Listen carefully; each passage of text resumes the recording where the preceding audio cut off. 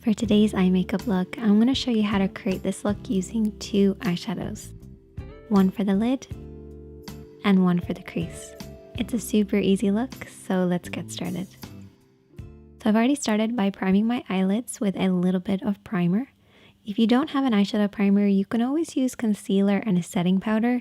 This will create a blank canvas for you to work on. However, primer does give your shadow something to hold on to. So that's why I prefer primer over concealer.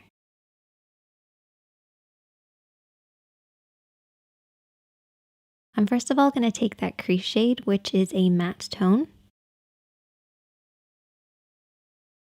And I'm going to take my blending brush. So you only need two brushes for this look, a blending brush and a flat brush.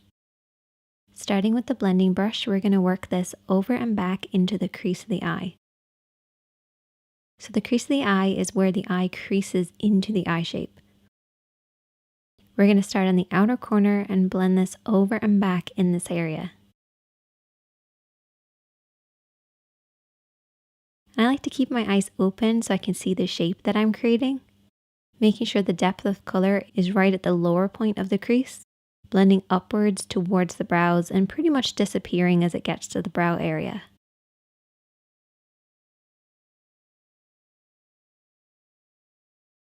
Take your time blending this over and back until you get the depth of color that you want.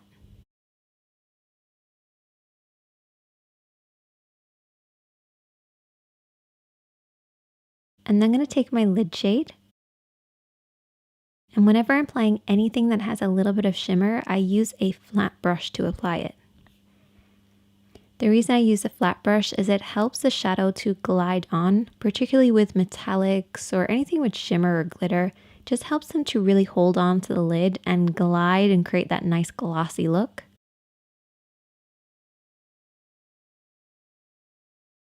You want to very slowly build this up, applying a little bit of shadow at a time until you get the depth of color that you want. You also want to pay close attention to the lash line because this is where you want the majority of the shadow to be, blending upwards until it reaches the crease. If you have harsh lines between your crease and your lid, take your brush and slowly smudge between the two. This will help them blend into one another.